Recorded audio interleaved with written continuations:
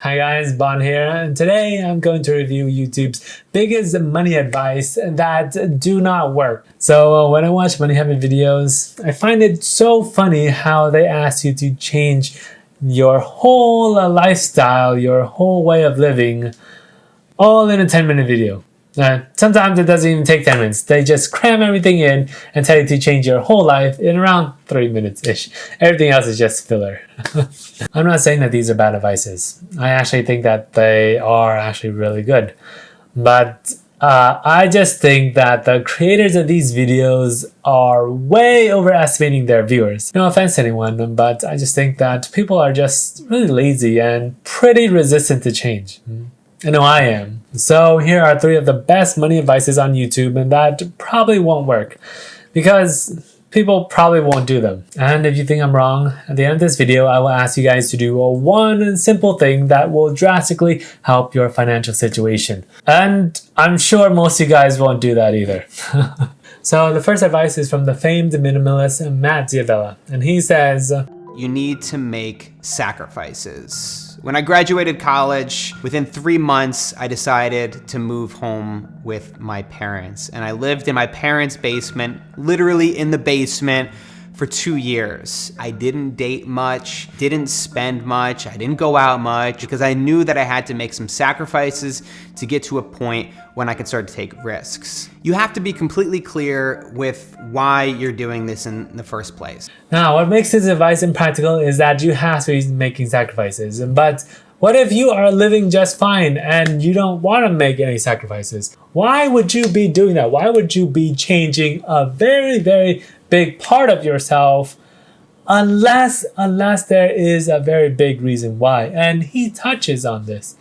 But realistically, unless you have a major life crisis, unless you have had a very, very bad childhood where you just didn't have any money, then yeah, you might want to really save up a lot of money and want to be rich. Matt D'Avella is obviously very good at what he does, and it's very inspirational. But after watching it, you're not gonna make a really big change because these things are very, very hard, okay? These sacrifices, doing these things, they're very, very difficult. So unless you have some major life revelation, chances are you probably won't make a significant sacrifice. The strategy couldn't be more simple.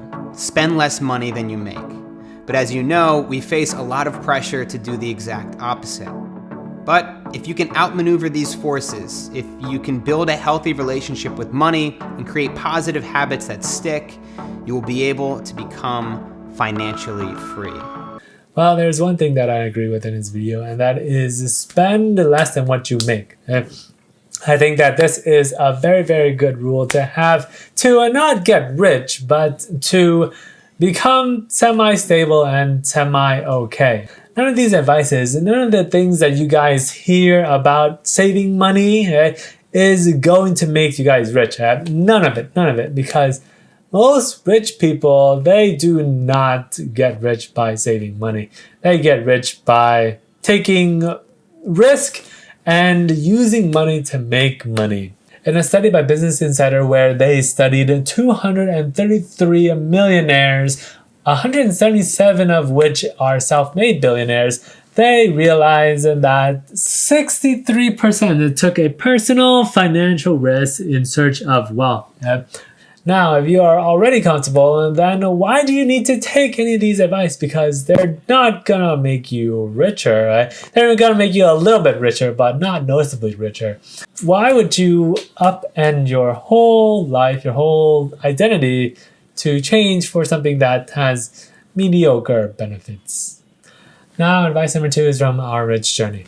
Decide how much you want to pay for something before looking at the price tag. So we were recently shopping for a new computer, and I had a price in mind for how much I wanted to pay for a computer before I ever looked at a computer. And with that price in mind, I went out and I shopped for the computer. What?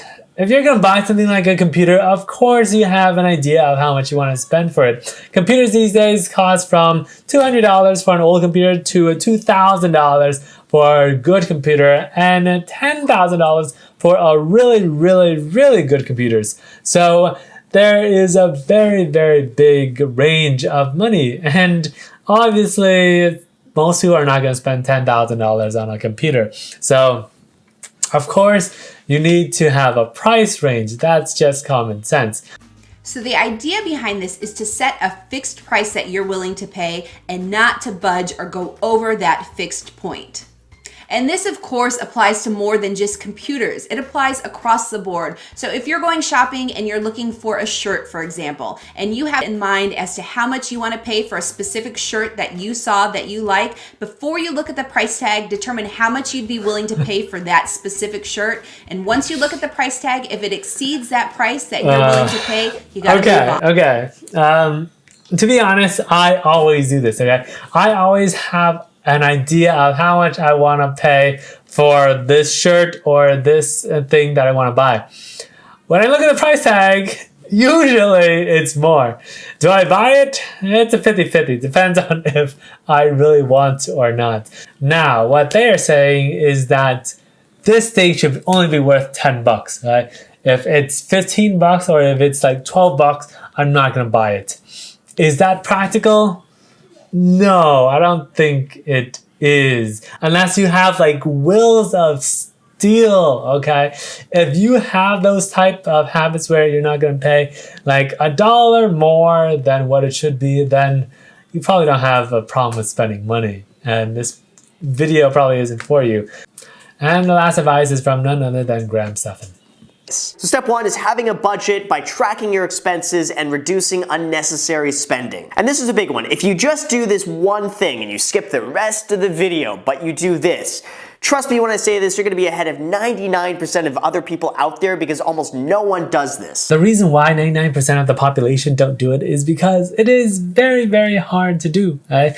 I don't know about you, but I hate writing things down, and I have enough trouble keeping track of the things that I do need to do instead of keeping track of the things that I don't need to keep track of. That's a nightmare. That's just how to keep track of everything. An easier way for me is to just spend everything on one credit card, so that way all the charges are there, and then I can look through it at the end of the month or at the end of 2 months and then see my problems. But in terms of keeping track of every little thing that I spend on, it's probably not going to happen. Or at least currently, I'm not in that dire of a situation to really do it.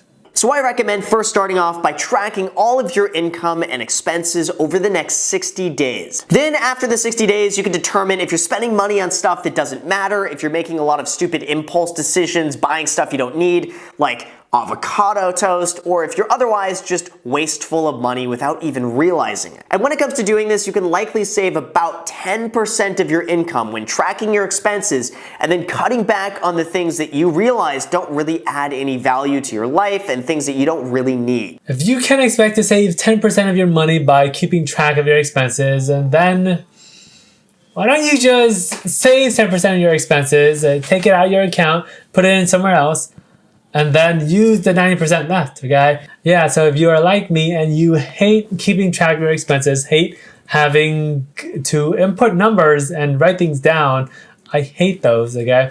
Then what you guys can do is take the money out before you spend it. It's called paying yourself first. Look that up. It's a real thing. It's called paying yourself first. And then once you do not have access to that money, you won't spend it. Okay, easy. That's all you need to do if you are having trouble with saving money. Now, the one thing that I'm going to ask you guys to do is to take out 10% of your paycheck and put it into a savings or an investment account. Every month before you take it, before you spend it. 10% off right off the bat. This is a very simple thing that will take 15 minutes to set up, and I'm sure most people just won't do it anyways. Alright guys, well that's all that I have for you guys today. Thank you so much for watching. I hope you guys enjoyed that. If you guys like it, please hit the like button. Please subscribe. I would very, very much appreciate it. And I would love you guys forever. So until next time, bye.